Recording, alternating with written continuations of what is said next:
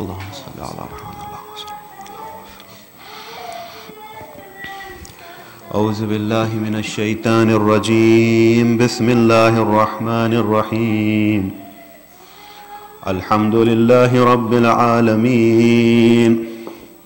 الحمد لله الذي لا يبلغ مدحته القائلون ولا يحصي نعماءه العادون ولا يعد حقه المجتهدون. الذي لا يدركه بعد الحمم ولا يناله غوث الفتن. الذي ليس لصفته حد محدود ولا نعت موجود ولا وقت معدود ولا أجل ممدود. فترى الخلائق بقدرته ونشر الرياح برحمته. اللهم عف الصلة صلواتك وسلامة تسليماتك على أول التعينات المفاضة من العماء رباني وآخر التنزلات المضافة إلى نوع الإنساني. كان الله ولم يكن معه شيء ثاني محصي لعوالم حضرات القاص في وجوده وكل شيء أحصيناه في إمام المبين. الرسول النبي المكي المدني الخرشي التحامي صاحب لواء الحمد ومقام المحمود أبي القاسم محمد الحميد وعلى أخيه وابن عمه وسحره وخليفته من بعده وقائد الغر المحجلين ياسوب الدين إمام المتقين أمير المؤمنين علي بن أبي طالب.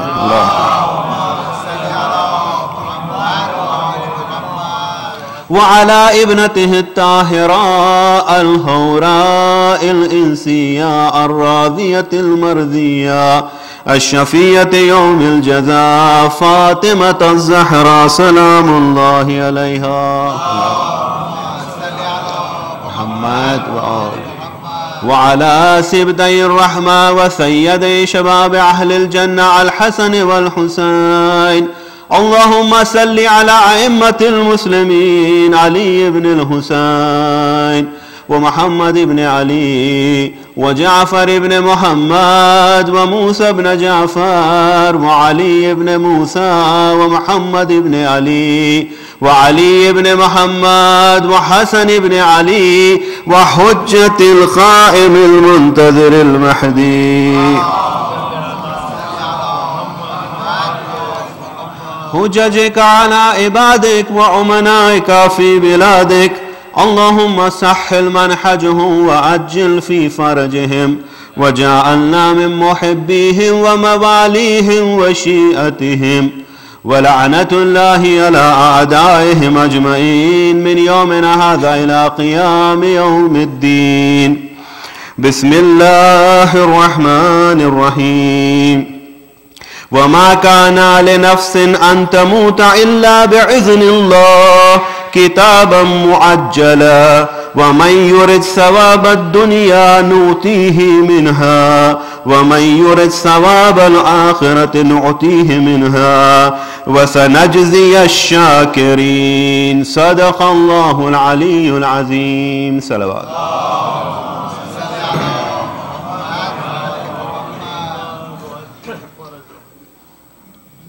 तमाम तारीफ़ उस पाक परवरदिगार के लिए मुख्तस है जो इस कायनात का खालिक है और दुरूद उन अज़वात मुक़द्दसा पर कि जिसके तूफ़ैल से जिसकी हिदायत से बशरियत को खुदा का रास्ता मिला मोहम्मद व आले मोहम्मद।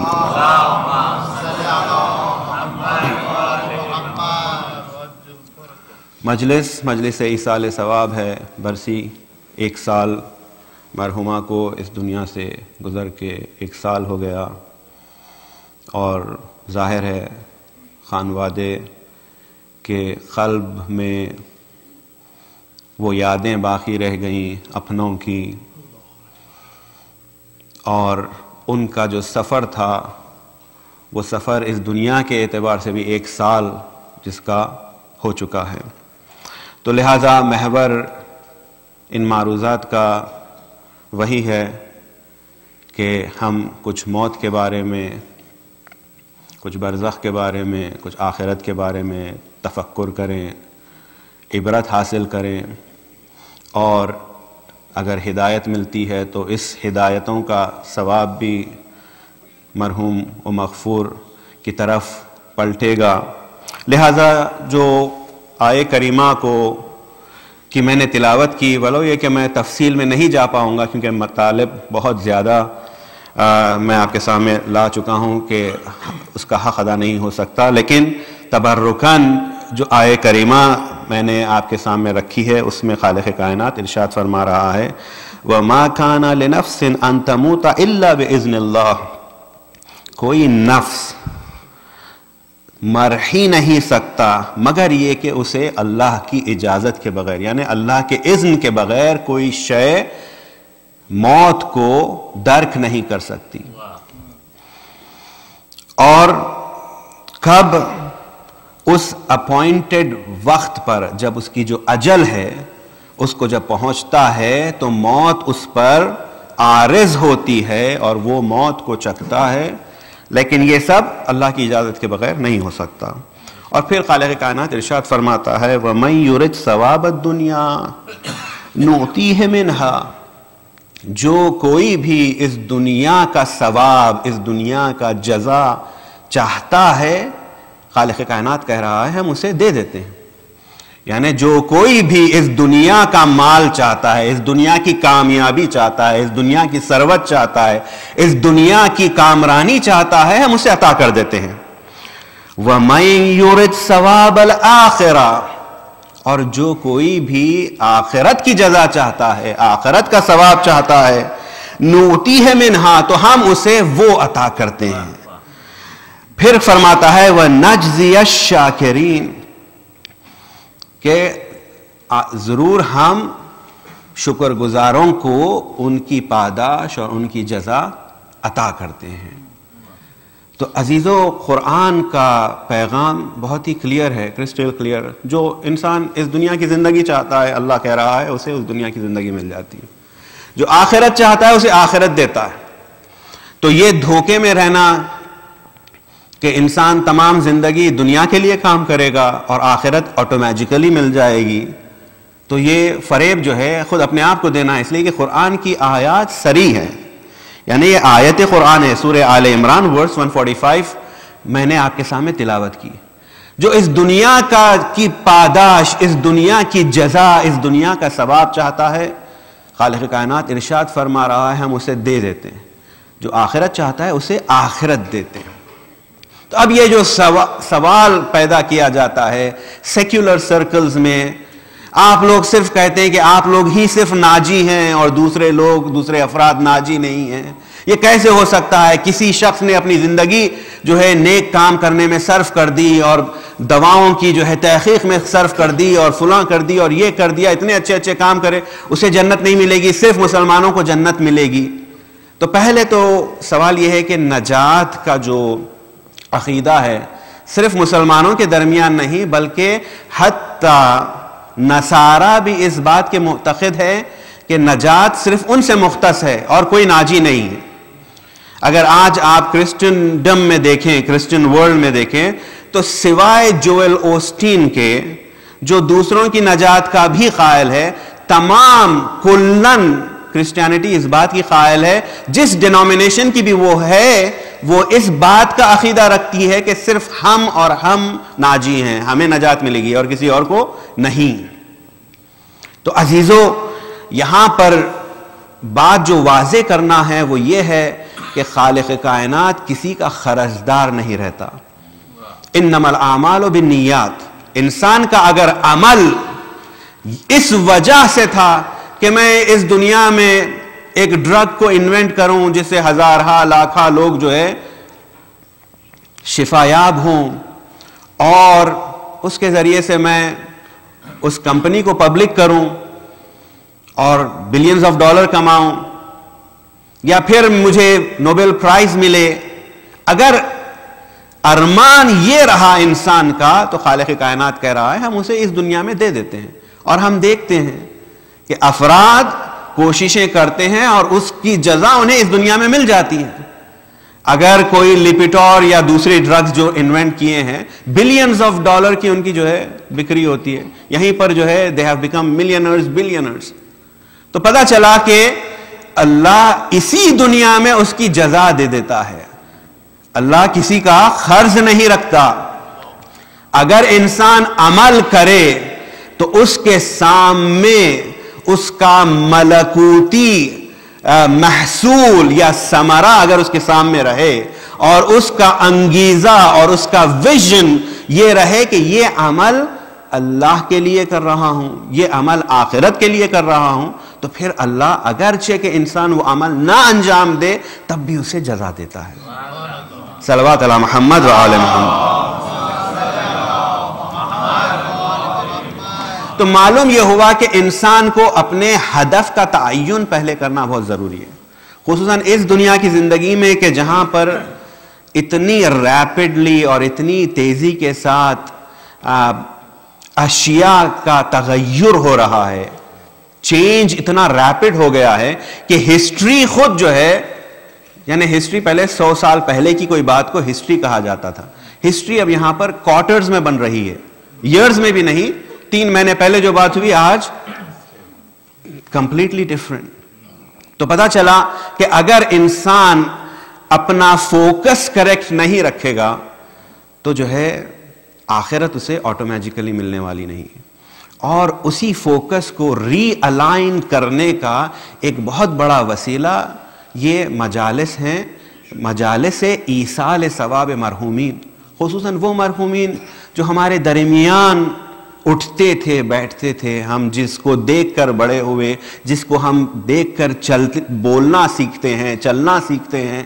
ان سے ہم نے زندگی کے اصول کو سیکھے, ان سے اچھائیوں کو سیکھا اور اپنی زندگی میں عمل پیرا رہے, اپنی زندگی میں کامیاب ہوئے. ایک مرتبہ دیکھتے ہیں کہ وہ ہمارے بیچ نہیں, یعنی وہ سفر پر نکل چکے ہیں جس سفر پر ہمیں بھی جانا ہے, لا محالہ جانا ہے.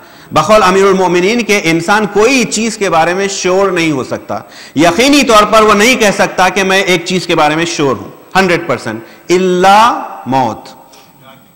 یعنی موت کے علاوہ ہر چیز جو ہے بدل سکتی ہے, لیکن موت آنی ہی آنی ہے. ہر نفس کو موت کا مزہ چکھنا ہے, اور قرآن بھی اس بات کی گواہی دے رہا ہے. تو یہاں پر تعین کرنا, اپنے ہدف کا تعین کرنا, اپنے مقصد کا تعین کرنا, اپنے مقصد کا انتخاب کرنا ضروری ہے. پرپس آف لائف کیا ہے؟ پرپس آف لائف یہی ہے کہ اس دنیا کی آسائشوں کو کسب کرنے میں, کمانے میں پوری زندگی کا سرمایہ صرف کر دیا جائے.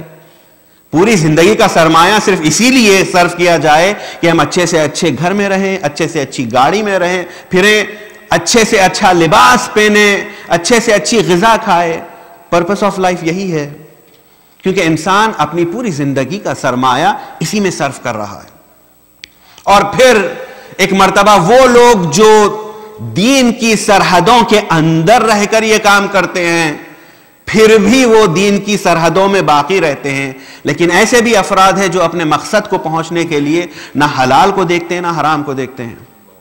اور ایسے بھی افراد ہیں جو خود ہپوکریٹیکل ہوتے ہیں, خود کے اندر نفاق ہوتا ہے, اور پھر وہ اپنی اولاد کو کیسے تربیت کر سکتے ہیں؟ کر ہی نہیں سکتے, اس لیے کہ وہ خود اپنے برے عمل کو جسٹیفائی کرتے ہیں, توجیہ کرتے ہیں, یہ موقع نہیں ہے, یہ محل نہیں ہے, یہ زمانہ نہیں ہے, یہ حالات نہیں ہے, حضور یہاں پر ایسے نہیں ہو سکتا ہے, یہ فلاں ملک نہیں ہے, یہ ملک نہیں ہے. یہ سب توجیہات انسان کر رہا ہے اپنے عمل کو جسٹیفائی کرنے. لیکن یہ سب کس کے لیے؟ اگر یہ سب اس دنیا کی زندگی کے لیے ہے تو قرآن کہہ رہا ہے ہم اسے اس دنیا میں دے دیں گے. کامیابی اس کے قدم چومنے لگے گی, مال اس کے قدموں میں آ کے گر جائے گا, ثروت اس کے قدموں میں آ کر گر جائے گی, حکومت اس کے قدموں میں آ کر گر جائے گی, لیکن آخرت اس کے لیے نہیں ہے. اور اس بات کو علماء خود اپنی زبان سے کہتے ہیں, حتیٰ منبر پر جانے والا اگر یہ ہدف رکھے کہ میری تعریف ہو، لوگ مجھے پسند کرے، لوگ مجھے چاہیں، لوگ مجھے بار بار بلائیں، اگر یہی ہدف رکھ کر منبر پر آتا ہے تو جزا آخرت میں کچھ بھی نہیں. اسے یہاں پر شہرت مل جائے گی، لیکن آخرت میں سوال ہوگا کہ اپنی عمر کا سرمایہ کہاں پر صرف کیا. صلوات علی محمد و آل محمد.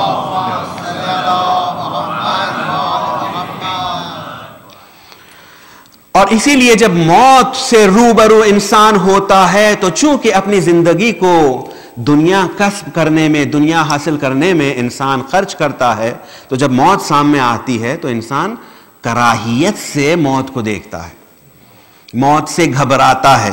اب چلیں حضرت ابو ذر غفاری سے سوال کریں، کیونکہ حضرت ابو ذر غفاری کہتے ہیں جب ان سے پوچھا گیا کہ ہم کیوں ما لنا نکرہ الموت، ہم کیوں موت سے کراہیت کرتے ہیں، حضرت ابو ذر سے پوچھا گیا کہ ہم موت سے کراہیت کیوں کرتے ہیں. فرماتے ہیں لِأَنَّكُمْ أَمَّرْتُمُ الدُّنْيَا وَخَرَّبْتُمُ الْآخِرَةَ، اس لیے کہ تم نے اپنی پوری زندگی کا سرمایہ انویسٹمنٹ دنیا میں لگا دیا ہے اور تم نے اپنی آخرت کو اجاڑ دی ہے، اس لیے کراہیت کرتے ہیں. انسان موت سے اس لیے کراہیت کرتا ہے. اور پھر فرماتے ہیں اسی لیے تَكْرِهُونَ أَن تَنْتَقِلُوا مِنْ عُمْرَانِ إِلَى خَرَابٍ، اسی لیے تم کراہیت کرتے ہو ایک ایسا مقام جو آسائش اور آرام کا مقام تھا، اس مقام سے ایسے مقام پر پہنچ جائے جہاں پر مشکلات کا سامنا کرنا ہے، اس لیے کہ وہاں کی کوئی تیاری نہیں ہے. اب بہت تیزی سے میں اپنے موضوع کو آگے بڑھانے کی کوشش کروں گا. تو یہاں پہ ان سے کہا جاتا ہے کہ قیل لہ فکیف تری خدومنا علی اللہ، تو اب یہاں پہ حضرت ابو ذر سے سوال کیا جا رہا ہے کہ دن ہم کس طریقے سے آپ سمجھتے ہیں کہ ہم اللہ کی طرف بڑھ رہے ہیں، کس طریقے سے ہمیں جانا چاہیے یا ہمارا مقصد جو ہے. تو یہاں پر یہ حدیث طویل ہے، اس کو میں نے اختصار سے یہاں پر پیش کر رہا ہوں. تو اس سے پہلے ابو ذر بتاتے ہیں کہ لوگ جو ہے دو گروپس میں بٹے ہوئے ہیں، نیکوکار جو نیک عمل انجام دیتے ہیں اور وہ جو معصیت کار جو گناہ کرتے ہیں. تو جب ان سے سوال کیا جاتا ہے کہ اے ابو ذر ہم اپنے آپ کو کس طریقے سے دیکھیں گے اللہ کی طرف جاتے ہوئے، تو فرماتے ہیں کہ اما المحسن، وہ شخص جو محسن ہے، نیکوکار ہے، ورچوس ہے، as for them فَكَالْغَائِبِ يَخْدَمُ عَلَىٰ أَهْلِهِ، تو وہ ایسے اللہ کی طرف پلٹے گا، نیکوکار بندہ اللہ کا اللہ کی طرف ایسے پلٹے گا جیسا کوئی فرد غائب ہو جاتا ہے بہت عرصے کے بعد پھر اپنے خاندان والوں سے ملتا ہے تو کس خوشی اور کس اشتیاق کے ساتھ وہ اپنے خاندان والوں کے درمیان آتا ہے، ویسے محسن جو ہوگا، نیک کام کرنے والا، ورچوس انسان، ویسے اللہ کی طرف جائے گا. پھر دوسرے وہ جو معصیت کار ہے، اما المسیء فَكَالْعَابِقِ يَقْدَمُ عَلَى مَوْلَاهُ، اور گناہگار آدمی ایسے پلٹے گا اللہ کی طرف، اللہ کی بارگاہ میں ایسے جائے گا جیسا عابق، جیسا بھاگا ہوا غلام اپنے مولا کی طرف، یعنی اپنے آقا کی طرف زنجیروں میں جکڑ کے اسے لے جایا جاتا ہے جو بھاگ چکا ہے. تو کس اضطراب اور کس ڈر اور کس کرب کے ساتھ وہ اپنے آقا کی طرف بڑھتا ہے، ویسے جائے گا. کون؟ معصیت کار. کیونکہ محسنین کیسے جائیں گے؟ جیسے اپنے خاندان کی طرف پلٹے ہیں. جیسے ایک ماں بچہ جب گم جاتا ہے اور پھر عرصے کے بعد خاندان کی طرف آتا ہے تو کس طریقے سے ان کی جدائی جو کم ہوتی ہے ایک دوسرے سے جب ملتے ہیں تو کس لطف کے ساتھ اور کس احساس خرمی کے ساتھ وہ ایک دوسرے سے ملتے ہیں، ویسے نیکوکار بندے وصل ہوں گے اللہ کی بارگاہ میں. صلوات علی محمد و آل محمد.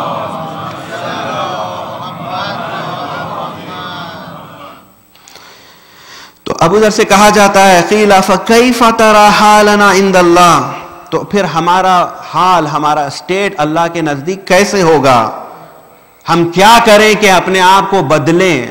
ابو ذر کہتے ہیں اعرضوا اعمالکم علی کتاب اللہ تبارک و تعالی، اپنے اعمال کو منطبق کر دو اللہ کی کتاب سے. اور فرماتے ہیں، آیت قرآن پڑھتے ہیں، ان الابرار لفی نعیم وان الفجار لفی جحیم. ابرار ہمیشہ ہمیشہ نعمتوں کے درمیان ہوں گے، نیکوکار ہمیشہ ہمیشہ نعمات سے روبرو ہوں گے، اور فجار فاجر افراد جنہوں نے فسق و فجور اس دنیا میں کیا ہے، وہ ہمیشہ ہمیشہ لفی جہیم، جہنم کی آگ میں رہیں گے. لیکن کرنا کیا ہے؟ کرائیٹیریا یہ ہے کہ اپنے عمل کا محور کتاب اللہ بنا لیں، اللہ کی کتاب کو اپنے عمل کا محور بنا لیں. صلوات علی محمد و آل محمد.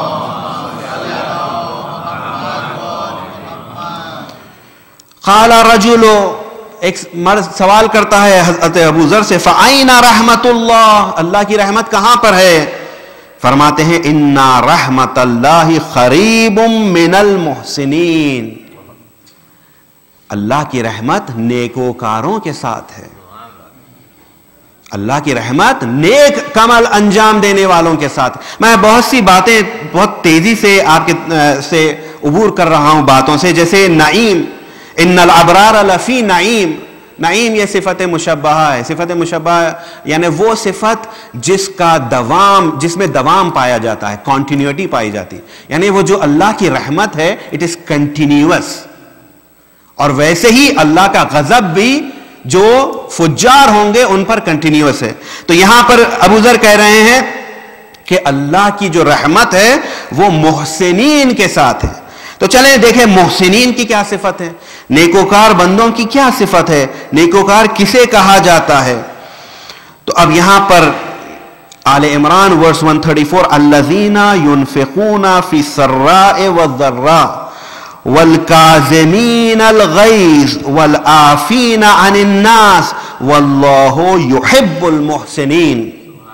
قرآن ارشاد فرما رہا ہے جو لوگ اللہ کی راہ میں خرچ کرتے ہیں، چاہے وہ تنگ دستی میں کیوں نہ ہو یا آسائش میں، یعنی فخر میں بھی اللہ کی راہ میں خرچ کرتے ہیں، اور جب غنی ہوتے ہیں جب بھی اللہ کی راہ میں خرچ کرتے ہیں. اور دوسری ان کی صفت یہ ہے والکاظمین الغیظ، اپنے غصے کو قابو میں رکھتے ہیں، والعافین عن الناس، اور لوگوں کو معاف کرتے ہیں.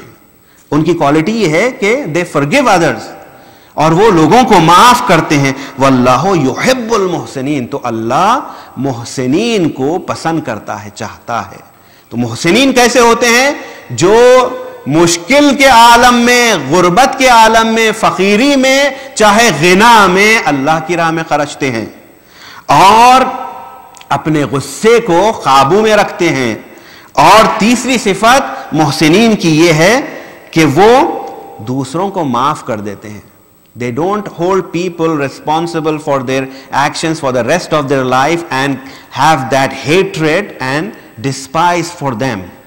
وہ لوگوں کے لیے جو ہے ہمیشہ ہمیشہ کینہ دلوں میں نہیں رکھتے بلکہ معاف کر دیتے. مومن کی یہ صفت ہے. دوسری آیہ کریمہ میں آل عمران 148، فَآتَاهُمُ اللَّهُ ثَوَابَ الدُّنْيَا وَحُسْنَ ثَوَابِ الْآخِرَةِ وَاللَّهُ يُحِبُّ الْمُحْسِنِينَ. تو اللہ انہیں عطا کرتا ہے، کیا عطا کرتا ہے؟ ثواب الدنیا، اس دنیا کا ریوارڈ اللہ انہیں عطا کرتا ہے. وحسن ثواب الآخرہ، اور آخرت کا ثواب بھی انہیں عطا کرتا ہے. کسے؟ واللہ یحب المحسنین، اللہ محسنین کو پسند کرتا ہے. تو جزا محسنین کی صرف آخرت میں نہیں ہے، ثواب الدنیا بھی کہا جا رہا ہے. یعنی دنیا میں بھی نیکوکار بندوں کو صرف آخرت کا وعدہ نہیں کیا جا رہا ہے، دنیا میں بھی انہیں سربلندی، ڈگنیٹی، آنر کا وعدہ خالق کائنات کر رہا ہے کہ ہم تمہیں اس دنیا کا بھی اجر دیں گے اور پھر تمہارے لیے آخرت کا اجر تو ہے ہی. صلوات علی محمد و آل محمد.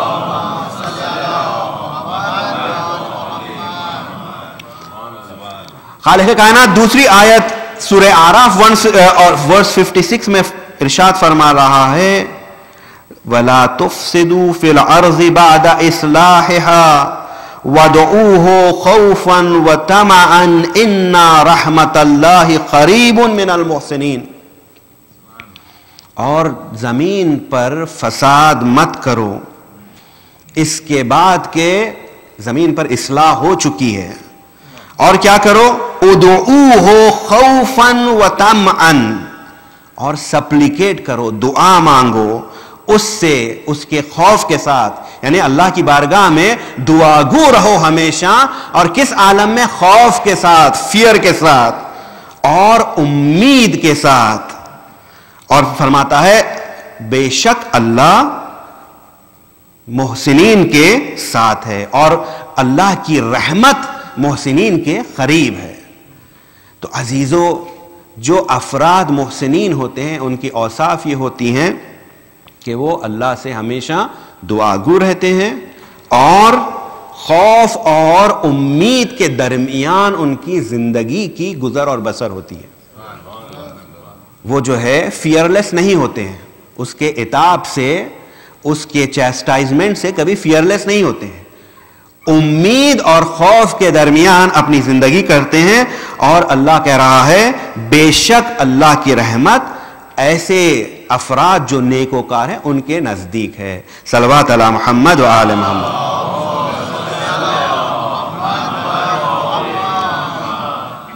دوسری آیت سورہ ہود 115 وَاصْبِرْ فَإِنَّ اللَّهَ لَا يُضِيعُ أَجْرَ الْمُحْسِنِينَ. صبر کرو، بی پیشنٹ، بے شک اللہ نیکوکاروں کے اجر کو ضائع نہیں کرتا. یعنی صبر ایک دوسری صفت ہے جو محسنین کرتے ہیں اور اللہ کا وعدہ ہے کہ اس کا اجر جو ہے، نیکوکاروں کا اجر اس دنیا میں بھی اور آخرت میں بھی.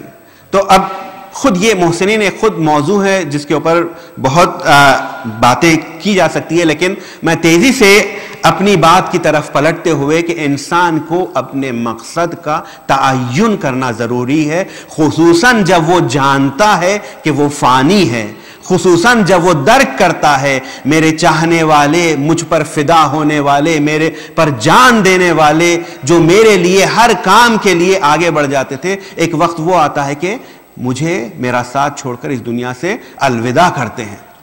تو اس کا مطلب یہ ہے کہ مجھے بھی جانا ہے. اب جو فرصت میرے پاس ہے اس میں مقصد کا تعین اور پھر اس مقصد پر چلنا بہت ضروری ہے. اب جہنم میں کون رہیں گے؟ جہنم کے مکین کون ہیں؟ پیغمبر فرماتے ہیں الجنت محفوفۃ بالمکارہ والصبر. پیغمبر فرما رہے ہیں کہ pathway to heaven, heaven کا جو راستہ ہے، جنت کا جو راستہ ہے، جو مسیر ہے جنت کی، وہ ایسے اعمال سے بھری ہوئی ہے جو انسان جس سے کراہیت کرتا ہے، یعنی مشکلات سے پر ہے، اور اس مشکلات میں اسے کیا کرنا ہے؟ صبر کرنا ہے. جنت کا جو راستہ ہے اس کے اندر وہ پرخطر راستہ ہے اور اس پر جاتے ہوئے انسان کراہیت بھی کرتا ہے چونکہ مشکل ہے، لیکن صبر کے ساتھ اگر انسان اس راستے پر چلے اور عبور کر لے تو جنت اس کی منزل ہوگی.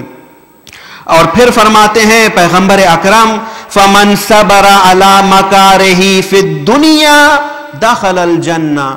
جس نے بھی ان مشکلات کو جھیلا اور صبر کیا تو پھر دنیا میں اگر صبر کیا تو فرماتے ہیں دخل الجنہ، جنت میں داخل ہو جائے گا. وَجَهَنَّمُ مَحْفُوفَةٌ بِاللَّذَّاتِ وَالشَّهْوَاتِ. جہنم کا راستہ کیسا ہے؟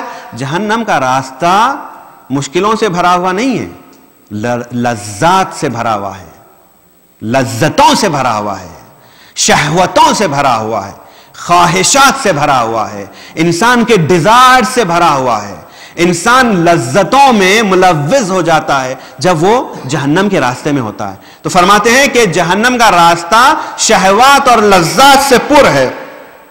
فمن اعطى نفسه لذتها وشهوتها دخل الجنہ، جس نے بھی اپنے نفس کو لذتیں چکائیں اور شہوتوں کو پورا کیا اپنے نفس کی، تو پھر وہ جہنم میں داخل ہو جائے گا. راستہ صاف ہے عزیزوں، اور یہ پیغمبر اکرم فرما رہے ہیں. تو اگر انسان چاہتا ہے تو اب یہ نتیجہ بازی افراد نکالتے ہیں، اور یہی جو ہے پیغمبر بھی فرماتے ہیں. یا ابا ذر، ابو ذر سے کہتے ہیں یا ابا ذر ان الدنیا ملعونۃ ملعون ما فیہا، دنیا جو ہے ملعون ہے، دنیا جو ہے کرسڈ ہوئی ہے، اور ہر شے جو دنیا میں ہے وہ ملعون ہے. تو بعضی اوقات لوگ جو ہے افراط اور تفرید کے شکار ہو جاتے ہیں، اور امام صادق علیہ السلام کے پاس آتے ہیں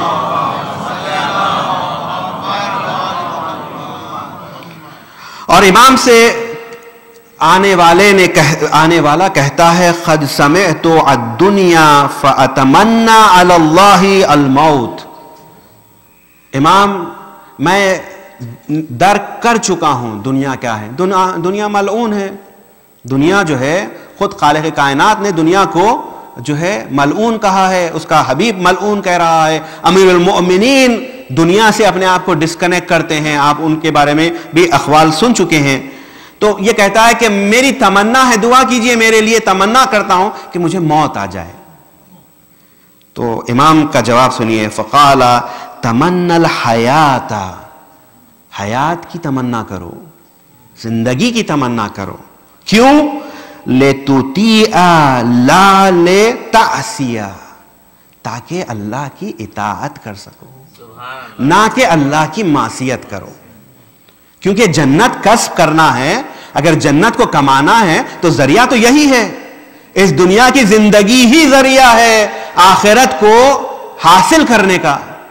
تو لہذا امام کہہ رہے ہیں کہ تمنا کرو حیات کی، لیکن ایسی حیات جو اللہ کی اطاعت میں گزرے، اس کی معصیت میں نہ گزرے. پھر فرماتے ہیں فَلَا أَن تَعِيشَ فَتُطِيعَ خَيْرٌ لَكَ، اور اگر تم زندہ رہے اور اطاعت کرے، مطیع ہو جائے، تو وہ تمہارے لیے بہتر ہے. کس سے؟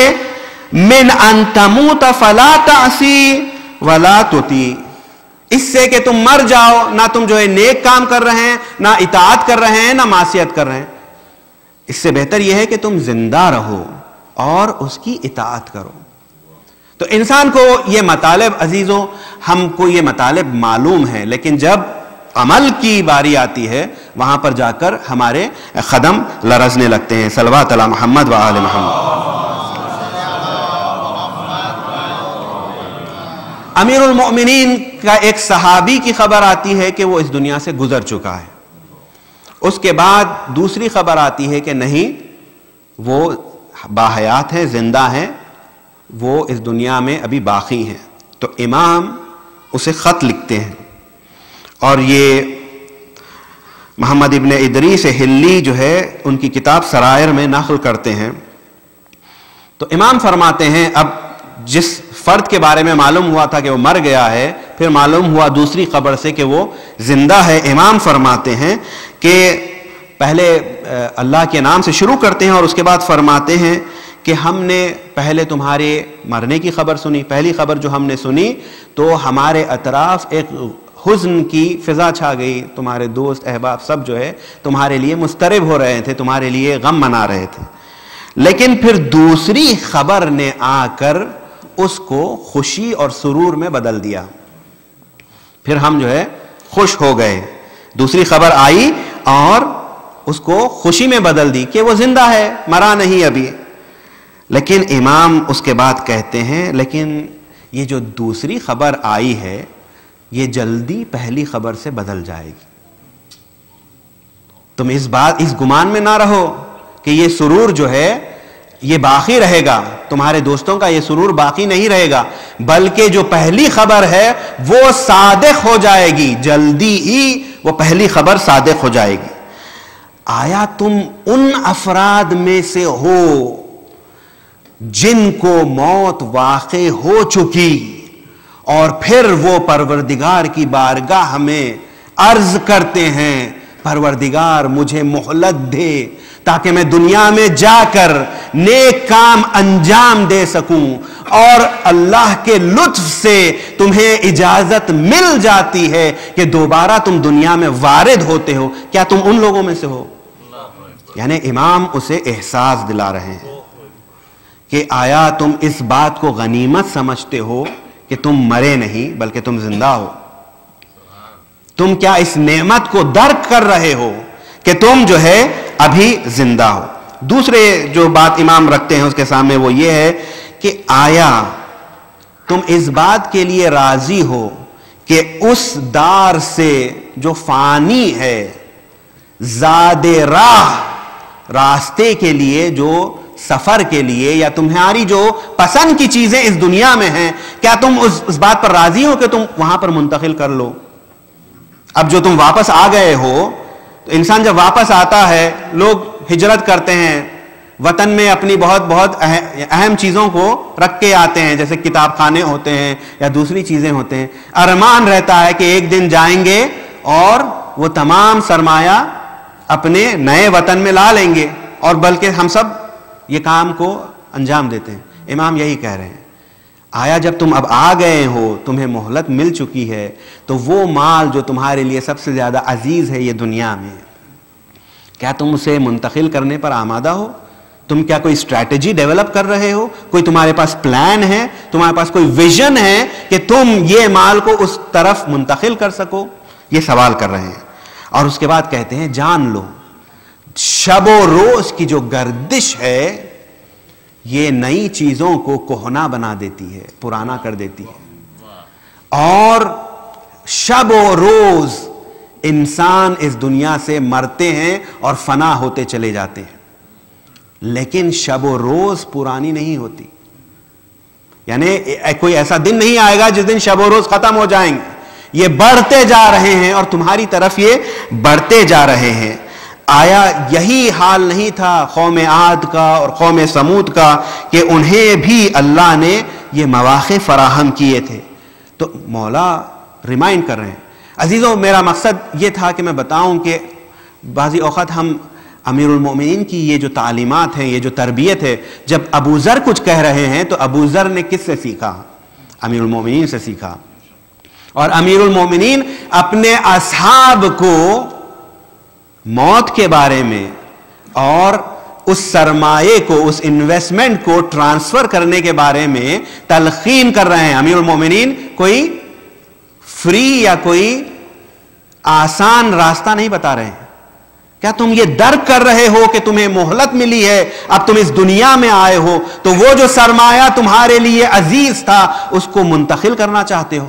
وہ راستہ کون سا ہے جس سے یہاں کا سرمایہ وہاں پر جا سکتا ہے؟ اور اس کے بعد جو ہے مولا بتا رہے ہیں، عبرت کے لیے بتا رہے ہیں، عاد اور سمود کی جو قومیں تھے ان کے ساتھ بھی یہی ہوا تھا۔ لیکن فرماتے ہیں کہ اس سب باتوں کے بعد آخر میں امام فرماتے ہیں کہ تمہاری مثال ویسے شخص کی ہے جس کے قلب میں صرف، جس کے جسم میں رمق جان باقی ہے، یعنی اس کی سانسیں باقی ہے، لمحے اس کے پاس ہے، اور اس کے بعد وہ پھر اس دنیا کو چھوڑ دے گا۔ یعنی اس فرصت کو بہت لمبی مدت مت سمجھنا، یہ لمحات ہے جو بہت زود، بہت تیزی سے گزر جائیں گے۔ اور پھر فرماتے ہیں میں پناہ مانگتا ہوں اس حال سے کہ ہم عبرت تو لیتے ہیں اور ہم نصیحت تو سنتے ہیں، لیکن جب عمل کی باری آتی ہے تو اس میں کوتاہی کرتے ہیں۔ عزیزوں، یہ امیر المومنین کے کلمات ہیں، ارشادات ہیں جو آج بھی زندہ کلام ہیں، جو آج بھی ہمارے قلوب کو اور ہمارے نفوس کو جھنجھوڑ رہا ہے، بتا رہا ہے کہ جیسے ہم سے پہلے لوگ جا چکے ہیں ہمارا بھی وقت آنے والا ہے۔ صلوات علی محمد و آل محمد۔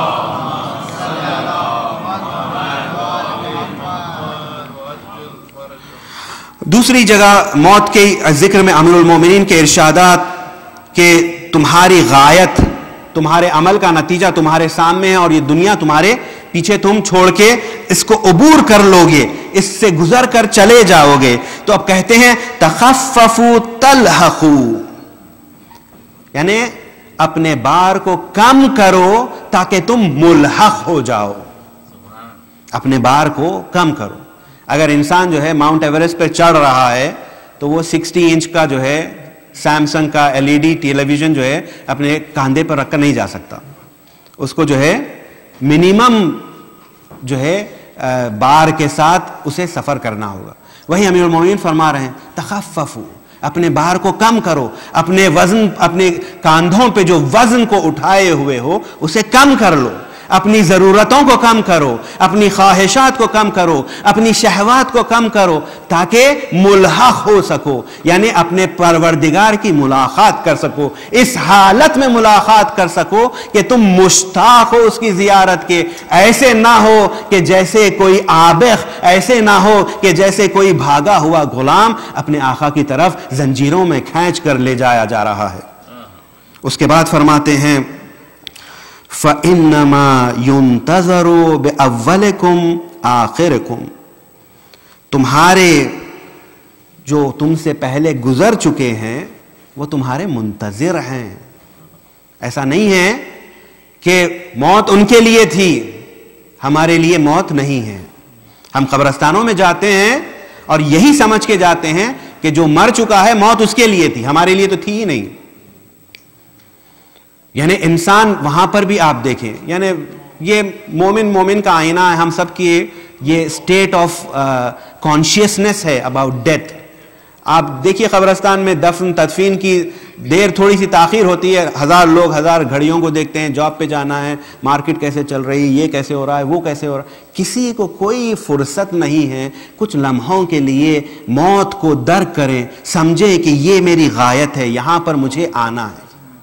اور اس پروسیس کو بقول بازی خود یہاں کے جو نصارہ کے علماء ہیں وہ بھی کہتے ہیں کہ یہ سسٹم جو ہے اس پروسیس کو بہت ہی چھپا دیا، ڈھک دیا ہے اس طریقے سے کہ موت کا تصور اور موت کو درک کرنا جو ہے بہت مشکل سے مشکل تر ہوتا جا رہا ہے. اگر ہم ایسٹرن ورلڈ میں دیکھیں گے تو انسان جب دنیا سے گزرتا ہے تو میت جو ہے گھر پر آتی ہے، افراد خاندان اس کے اطراف بیٹھتے ہیں، ماتم کرتے ہیں، عبرت حاصل کرتے ہیں، ایصال ثواب کرتے ہیں، 1000 جو مشکلات سے وہ گزر رہا ہے اسے محسوس کرتے ہیں.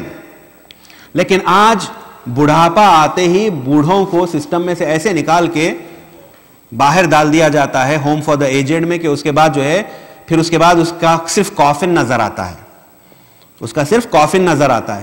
وہ کس مراحل سے گزر کر موت کو اس نے درک کی ہے، وہ جو زندہ افراد ہیں، جو صحت مند افراد ہیں، وہ محسوس ہی نہیں کر سکتے، دیکھا ہی نہیں کس مشکلات سے انہوں نے ان ایام آخر کو اپنی زندگی کے انہوں نے گزارا ہے. تو یہاں پر امام بتا رہے ہیں کہ جو گزر چکے ہیں وہ تمہارے منتظر ہیں، تمہیں بھی وہی وعدگاہ پہ جانا ہے اور پلٹنا ہے. اور پھر دوسری جگہ کہتے ہیں امام نہج البلاغہ میں ایھا الناس انما الدنیا دار مجاز والآخرۃ دار القرار. دنیا جو ہے مجاز ہے، یعنی دنیا جو ہے ٹیمپورل ورلڈ ہے، دنیا جو ہے ٹیمپرری مقام ہے سکونت کا. دار آخرت ہی دار قرار ہے، دار آخرت ہی ایٹرنل ابوڈ ہے انسان کا. تو پھر کیا کریں؟ فخذوا من ممرکم لمقرکم، تو پھر تم اخذ کرو، لو اس مقام سے جہاں سے تم عبور کر رہے ہو، وہاں سے چیزوں کو اٹھاؤ اس مقام کے لیے کہ جہاں تم ہمیشہ رہنے والے ہو.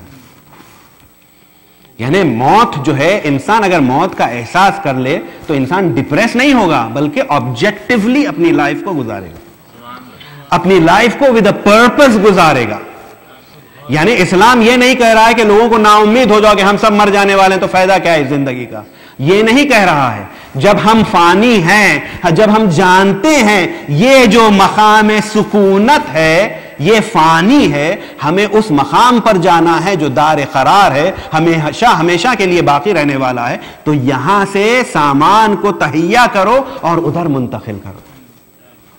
اور پھر امام جو ہے فرماتے ہیں وَأَخْرِجُوا مِنَ الدُّنْيَا قُلُوبَكُمْ مِنْ قَبْلِ أَنْ تَخْرُجَ مِنْهَا أَبْدَانَكُمْ، اپنے قلوب کو اس دنیا سے نکال دو اس سے پہلے کہ تمہارے بدن سے تمہاری روح کو نکال دیا جائے.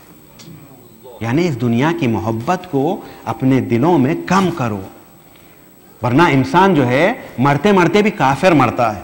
میرے پاس موقع نہیں ہے ورنہ میں آپ کو وہ باتیں بھی آپ کے سامنے عرض کرتا، لیکن اپنی منزل تک پہنچنا ہے اور تیزی سے یہ ایک ایک کلمہ امیر المؤمنین کا، یہ ایک ایک ارشاد امیر المؤمنین کا بہت عمیق ہے عزیزو، لیکن چونکہ ہمیں فرصت نہیں ملتی ہے تو میں چاہتا ہوں کہ آپ اس بات پر سوچیں اور غور و فکر کریں. فرماتے ہیں مولا ان المرء اذا ہلک قال الناس ما ترک، جب انسان مرتا ہے، ہلاک ہوتا ہے تو لوگ سوال کرتے ہیں کیا چھوڑ کے گیا، کتنا مال چھوڑ کے گیا، کتنی جائیداد، کتنے بزنسز، کتنی گاڑیاں، کتنے بچے، یہ لوگ سوال کرتے ہیں.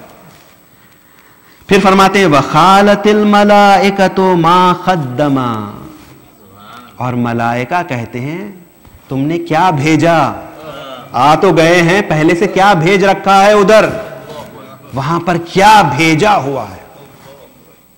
عزیزو یہ کلمات امیر المؤمنین کے ہیں.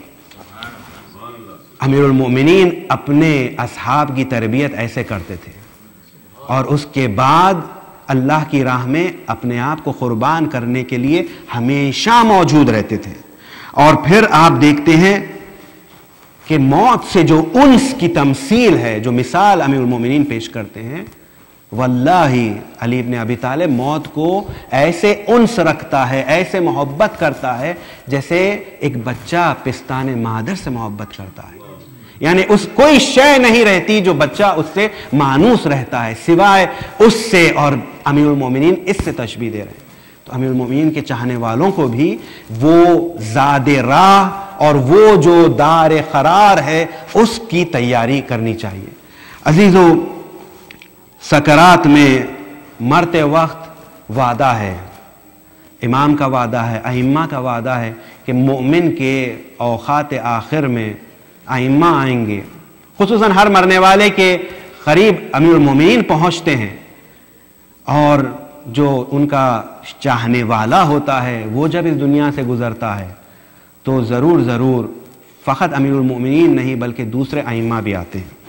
اب میں آپ کو ایک داستان جو علامہ طحرانی، جو علامہ طباطبائی کے بہت خصوصی شاگرد تھے، وہ اپنی کتاب معاش شناسی میں نقل کرتے ہیں، اس سے آپ کو میں یہ داستان بتا رہا ہوں کہ جہاں پر وہ بتا رہے ہیں کہ ہمارے خود جاننے والوں میں سے، یعنی علامہ طحرانی اس شخص کو جانتے تھے اور کہتے ہیں کہ یہ شخص سامرہ میں زندگی کرتا تھا، اور اس نے خود شفاہن علامہ طحرانی سے یہ داستان اس نے خود کہی ہے. اور سامرہ میں یہ زندگی کرتے تھے اور علیل ہو گئے، مریض ہو گئے، بہت بیمار ہو گئے، یہاں تک کہ انہیں کاظمین لایا گیا. وہاں پر ان کا علاج کرانے کے لیے کاظمین لایا گیا، کیونکہ سامرہ جو ہے چھوٹی جگہ ہے، کاظمین بڑا شہر ہے، وہاں پر ڈاکٹر افراد زیادہ موجود ہیں، تو لہٰذا سامرہ میں سے کاظمین انہیں لایا گیا. کاظمین میں جیسے مومنین کرتے ہیں، حرم امام کاظم علیہ السلام کے ایک مسافر خانے میں ان کی ماں کمرہ جو ہے اجارہ کرتی ہے، کرائے پر لیتی ہے اور ڈاکٹرز کو جو ہے بتاتی رہتی ہے. اب یہ کہتے ہیں کہ چاہے کتنا بھی علاج کیا جائے کوئی اس کا اثر نہیں ہو رہا، مرض بد سے بدتر ہوتا چلا جا رہا تھا، یہاں تک کہ بغداد سے ایک متخصص کو بلایا گیا. اور پھر اس کے ساتھ علامہ طحرانی کہتے ہیں متخصص اپنے فن میں تھا، لیکن اس کا عقیدہ یا اس کا عمل ایسا تھا کہ یہ سکرات مرگ تک پہنچ چکے تھے اور ان کے ملکوتی پردے ہٹنا شروع ہو چکے تھے، اور یہ دیکھ رہے تھے. یہ کہتے ہیں کہ جیسے ہی وہ طبیب میرے حجرے میں داخل ہوا، میں نے ایک احساس سنگینی میں نے کیا، ایسا دکھا کہ مجھ پر بوجھ رکھ دیا گیا، اور جب میں آنکھ کھولتا ہوں تو میں اپنے سامنے خنزیر کو دیکھ رہا ہوں جو میرا معائنہ کر رہا ہے، انسان کو نہیں دیکھ رہا ہوں. یہاں تک کہ میں بے قرار اپنے دہانے لب کو جو ہے اس پر پرتاب کیا، یعنی اس پہ میں نے جو ہے پھینکا، یعنی اس سے کراہیت میں نے کی. تو سب پکڑ لیے مجھے اور کہنے لگے نہیں نہیں یہ ڈاکٹر ہے، تم کیا کر رہے ہو، یہ ڈاکٹر ہے. اور وہ کرتا رہا، لیکن اس کے باوجود بھی کوئی اثر نہیں ہوا. یہاں تک کہ وہ موقع آیا کہ میں محسوس کرنے لگا کہ میں لیٹا ہوا ہوں. اب یہ اپنی ملکوتی آنکھ سے دیکھ رہا ہے، اور میں لیٹا ہوا ہوں اور میرے نزدیک حضرت اسرائیل آ چکے ہیں اور بہت خوبصورت لباس پہنے ہوئے ہیں، سفید لباس ہے، وہ میرے قریب آ چکے ہیں. اس کے بعد میں نے پیغمبر اکرم کی آمد کو دیکھا، اس کے بعد علی مرتضیٰ کی آمد کو دیکھا، اس کے بعد حسنین کو آتے ہوئے دیکھا، پھر اس کے بعد فاطمہ زہرا سلام اللہ علیہا کو. یہ سب میرے اطراف جمع ہو گئے ہیں اور میں ان سے بات کر رہا ہوں، اور میں اپنے مرض کا کوئی مجھے احساس ہی نہیں ہو رہا ہے، بلکہ میں خوش و خرم اور بہت خوشی سے میں ان سے مکالمہ کر رہا ہوں. ایک مرتبہ میں پھر دیکھتا ہوں کہ میری ماں اپنے مقام سے بلند ہوتی ہے اور اس مسافر خانے کے چھت پر جاتی ہے، اور مسافر خانے کے چھت پر جا کر خبے کی طرف امام کاظم کے جو باب الحوائج ہیں ان کی طرف رخ کرتی ہے، اور رخ کر کے کہتی ہے کہ یا امام کاظم، میں اپنے بچے کے علاج کے لیے یہاں پر آئی تھی، اور میں بہت امید کے ساتھ آئی تھی کہ وہ شفا یاب ہو جائے گا. آپ چاہتے ہیں کہ آپ کی کنیز اپنے فرزند کو یہیں پر دفن کر کے واپس چلی جائے. جیسے ہی ماں کے یہ کلمات ادا ہوتے ہیں، ایک مرتبہ زری سے امام کاظم وارد ہوتے ہیں، اور یہاں پر پیغمبر کے قریب آتے ہیں اور آ کر کہتے ہیں جد اکرم، یہ کنیز خدا مجھ سے توسل کر رہی ہے اور مجھ سے شفا مانگ رہی ہے، اسے عنایت کر دیجئے. ایک مرتبہ پیغمبر اکرم متوجہ ہوتے ہیں اسرائیل کی طرف اور کہتے ہیں اسرائیل آج کے لیے تم چلے جاؤ اور پھر بعد میں آنا. یہ کہتے ہیں اور اس کی آنکھ بیدار ہو جاتی ہے، اور ایک مرتبہ یہ کہتا ہے میں اپنی ماں پر اتنا غضبناک ہو گیا کہ تم نے مجھے کیوں یہ دنیا میں واپس لائی تھی، میں تو جا رہا تھا. اور جب یہ تمام داستان کو وہ اپنی ماں سے نقل کرتا ہے، کیسے آپ نے دعا مانگی، کیسے آپ توسل آپ نے کیا امام کاظم سے، اور امام آتے ہیں اور امام آ کر جو ہے توسل کے ذریعے سے شفا ہوتی ہے. عزیزو، ایک اور داستان اور مصائب کی طرف، اس میں علامہ طحرانی فرماتے ہیں، یہ بھی بہت جید عالم دین کا قصہ ہے. کہتے ہیں جو میں نقل کر رہا ہوں، کہتے ہیں کہ یہ ان کی شادی نجف اشرف ہی میں ہوئی تھی، ولو یہ کہ یہ ایران کے طالب علم تھے، شادی ان کی نجف اشرف ہی میں ہوئی تھی. اور ان کی زوجہ ان کے ساتھ تابستان کی چھٹیاں، گرما کی جب چھٹیاں ہوئی تو یہ گئے اپنے وطن کی طرف گئے جو مشہد سے قریب تھا، وہاں پر گئے. اور وہاں پر جانے کے بعد ایک مرتبہ ان کی زوجہ وہاں پر بیمار ہو جاتی ہے، اس حد تک اس کا مرض پہنچتا ہے کہ ایسے لگتا ہے کہ اب یہ دنیا سے چلی جائے گی اور یہ دنیا سے ودا ہو جائے گی. اور میں بھی بہت کرب کے ساتھ اور بہت نا امیدی کے ساتھ، یہ کہتے ہیں کہ میں جوان طالب علم تھے، نئی شادی ہوئی تھی، اور اپنی زوجہ کو اپنے ماں باپ سے ملانے کے لیے مشہد کے قریب جو دیہات تھا وہاں پر لے کر آئے تھے، اور کہتے ہیں اب میں کس طریقے سے واپس جاؤں اور اپنی زوجہ کے والدین کو کیا بتاؤں کہ میں نے اس کی جو ہے خدمت نہیں کی، میں نے اس کی پذیرائی نہیں کی، کس طریقے سے یہ اس دنیا سے گزر گئی. ایک مرتبہ میرے دل میں خیال آیا اور میں نے کیا اور مصلی پر بیٹھ کر 2 رکعت نماز پڑھی، اور اس کے بعد میں امام زمانہ سے متوسل ہو گیا، اپنے وقت کے امام سے متوسل ہوا اور کہنے لگا مولا میں آپ کی بارگاہ میں یہ گزارش کے ساتھ آیا ہوں، آپ اس کائنات کے مالک ہیں، آپ کے قبضے میں کائنات کے امور ہیں، خالق کائنات نے آپ کو تمام اس دنیا کے امور آپ کے قبضے میں کیے ہوئے ہیں۔ یہ میں کس عالم میں نجف کو پلٹوں کہ میری زوجہ اس دنیا میں، اس میرے وطن میں اگر رحلت کر لے، مر جائے، تو میں کس صورت سے اس کے والدین کو کیا جواب دوں گا؟ اور میں یہ گڑ گڑا رہا تھا، دوسرے حجرے میں تھا، اور ایک مرتبہ تھوڑی دیر کے بعد میں اپنی زوجہ کے حجرے میں آیا تو میری زوجہ بہت غضبناک ہو گئی، کہنے لگی کہ تم یہ کیا کر رہے تھے، کیوں کیا تم نے ایسے؟ میں سمجھ نہیں پایا۔ جب وہ تھوڑا سا قابو میں آئی تو میں نے کہا آخر کیا ماجرا ہے؟ میں دعا کر رہا تھا تمہارے لیے۔ تو وہ کہتی ہے کہ تمہیں معلوم نہیں کہ میں کس مراحل سے گزر رہی تھی۔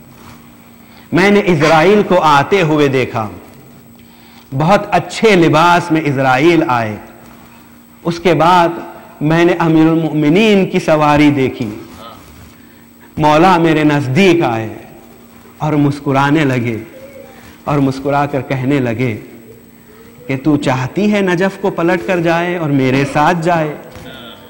تو میں بہت خوش ہو گئی، میں بہت مسرور ہو گئی کہ اس سے بہتر کیا ہے کہ میں مولا کے ساتھ نجف کو پلٹ کر جاؤں۔ میں نے اپنے آپ کو سنوارا اور آمادہ میں ہو ہی رہی تھی کہ مولا کے ساتھ جاؤں۔ ایک مرتبہ میں نے امام زمانہ کو دیکھا کہ وہ مولا کی بارگاہ میں آ رہے ہیں، اور امام زمانہ کے دامن سے تمہیں دیکھا پکڑے ہوئے، اور امام زمانہ گزارش کر رہے ہیں، میرے بابا، میرے جد، یہ میرا چاہنے والا مجھ سے توسل کر رہا ہے اور اس کی زوجہ کو شفا ہو جائے۔ اور جیسے ہی امام زمانہ نے یہ کلمات کو جاری کیے، ایک مرتبہ مولا مسکراتے ہیں اور اسرائیل کو حکم دیتے ہیں کہ اسرائیل جاؤ، اسرائیل پھر جو معین وقت ہے اس وقت آنا، اور ہم بھی آئیں گے اس وقت۔ اور اسی وجہ سے اس کی زوجہ اتنی غضبناک ہو رہی تھی کہ تم نے میری سواری جو ملکوت عالم میں امیر المؤمنین کے ساتھ بہشت کی طرف میں جا رہی تھی، تم نے مجھے پھر اس دنیا میں بلا لی۔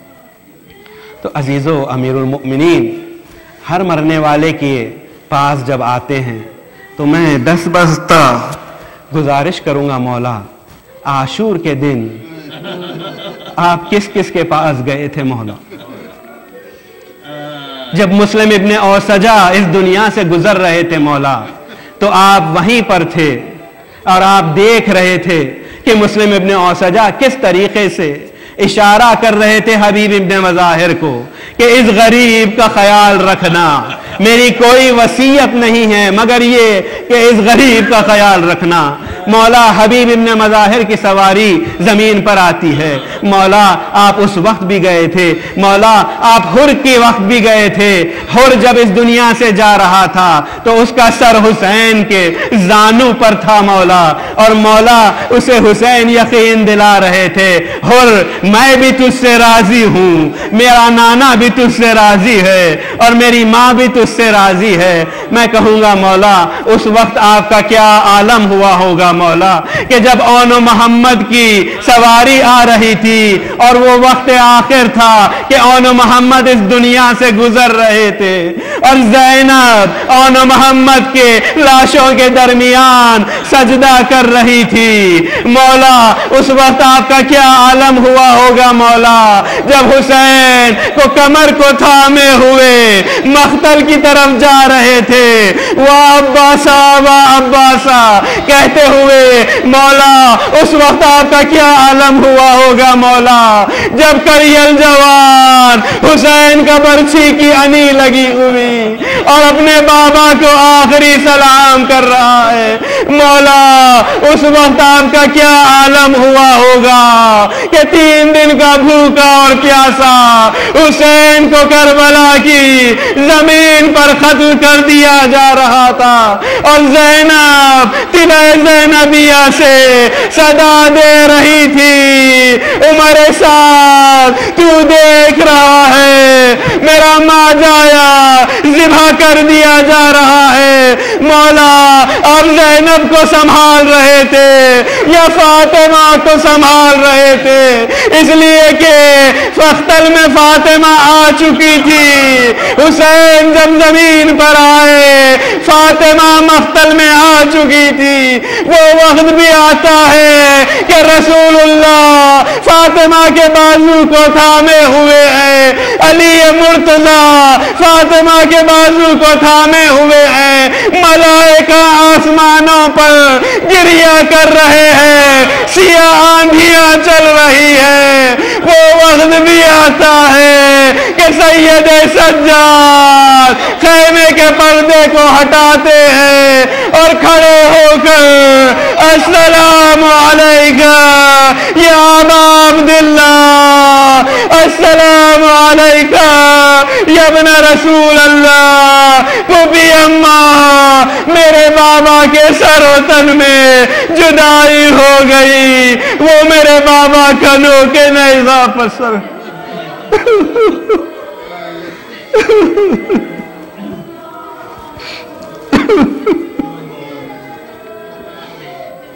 سَيَعْلَمُ الَّذِينَ ظَلَمُوا أَيَّ مُنْقَلَبٍ يَنْقَلِبُونَ إِنَّا لِلَّهِ وَإِنَّا إِلَيْهِ راجعون۔ بار الہ تو اس ہماری خلیل عزاداری کو قبول فرما، ہمیں کوئی غم نہ ہو سوائے غم حسین کے، جملہ مومنین و مومنات کے حاجات کو برلا، جو مقروض ہیں ان کے قرضوں کو ادا فرما، جو بیمار ہیں بحق بیمار کربلا شفا عنایت فرما، تعجیل فرما ظہور قائم آل محمد میں، جہاں جہاں مومنین بستے ہیں ان کی جان و مال و آبرو کی حفاظت فرما۔ بار الہ تمام مرحومین کی مغفرت فرما، خصوصاً مرحومہ کی مغفرت فرما، اگر تو نے مغفرت فرما دی ہے تو اہل بیت کے ساتھ محشور فرما، ان کے درجات کو بلند فرما، ان کے خانوادے کو صبر جمیل عنایت فرما۔ ایک سورہ فاتحہ کی درخواست ہے مرحومہ کی روح کے لیے، فرخ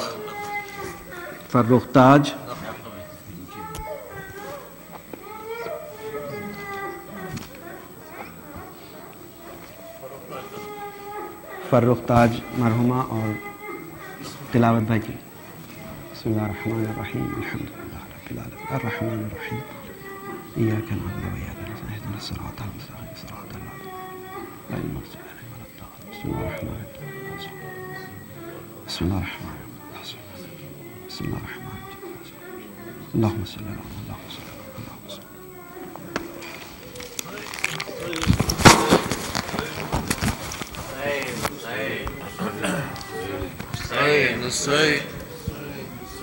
حسین حسین حسین حسین حسین حسین حسین حسین حسین حسین حسین حسین حسین حسین اماں فضا بتا دے مجھ کو پتھر کیوں آ رہے ہیں، اماں فضا بتا دے مجھ کو پتھر کیوں آ رہے ہیں، اماں فضا بتا دے مجھ کو پتھر کیوں آ رہے ہیں، کیسا ہے یہ چراغ دل ڈوبے جا رہے ہیں، کیا شام آ گیا ہے، اماں فضا بتا دے مجھ کو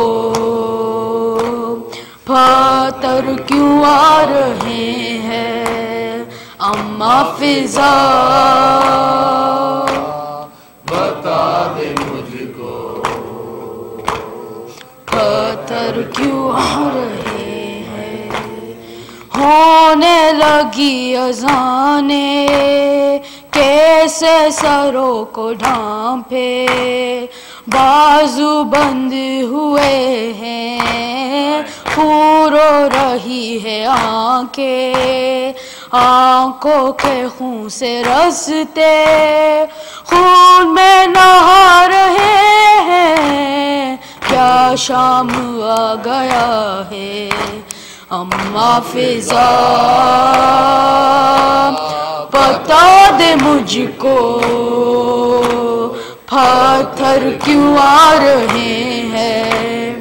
अम्मा फिजा बता दे मुझको, पत्थर क्यों आ रहे हैं। इतना चले हैं पैदल, हाथों पे सर है कैदी, तक जाती चलते चलते, चलती अगर जमीन भी, पैरों के आबले भी आंसू बहा रहे हैं, क्या शाम आ गया है। अम्मा फिजा बता दे मुझको, पत्थर क्यों आ रहे हैं। अम्मा फिजा बता दे मुझको, पत्थर क्यों आ रहे हैं।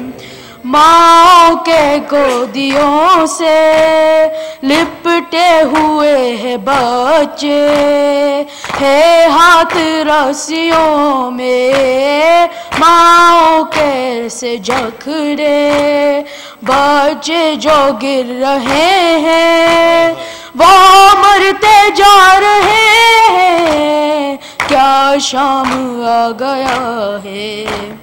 अम्मा फिजा बता दे मुझको, पत्थर क्यों आ रहे हैं। अम्मा फिजा बता दे मुझको, पत्थर क्यों आ रहे हैं। नेज़े पे जितना सर है, एक सर है उम्मे सा, आंखें बंद है उसकी और खाक पर है गिरता, अब्बास का ये सर है, तेवर बता रहे हैं, क्या शाम आ गया है। अम्मा फिजा बता दे मुझको, पत्थर क्यों आ रहे हैं। अम्मा फिजा बता दे मुझको, पत्थर क्यों आ रहे हैं। कैसा है ये चरागा, दिल डूबे जा रहे हैं, क्या शाम आ गया है। अम्मा फिजा बता दे मुझको,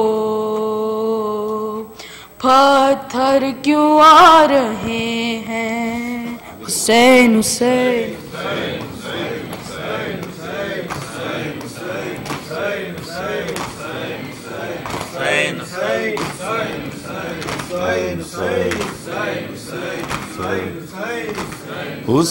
हुसैनियत ने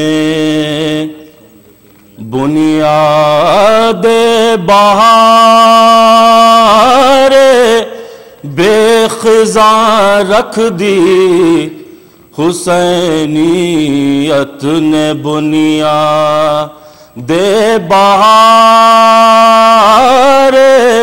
बेखज़ां रख दी। निगाहों से गिरा कर ज़ीस्त की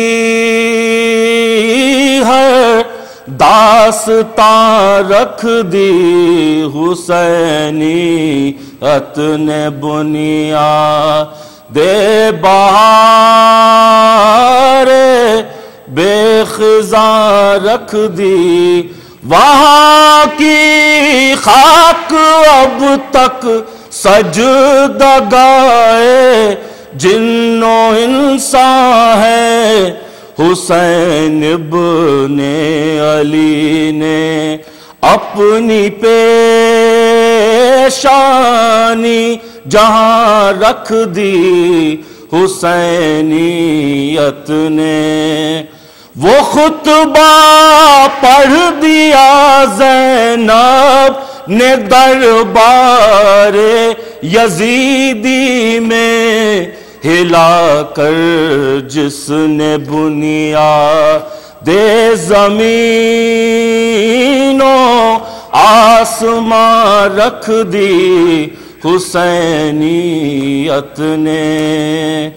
علی اصغر کا انداز سوال آب تو دیکھو، نہ جانے کتنے تیراندازوں نے اپنی کمان رکھ دی حسینیت نے۔ رباب ہوش پھیلائے کھڑی ہے در پہ خیمے کے، علی اصغر کی میت آپ نے مولا کہاں رکھ دی حسینیت نے۔ جوان بیٹے کی میت اور ضعیفی کی تھکی ہمت، کبھی میت یہاں رکھ دی، کبھی میت وہاں رکھ دی حسینیت نے۔ بنیاد بہار بے خزاں رکھ دی حسینیت نے۔ حسین حسین حسین حسین حسین حسین حسین حسین حسین حسین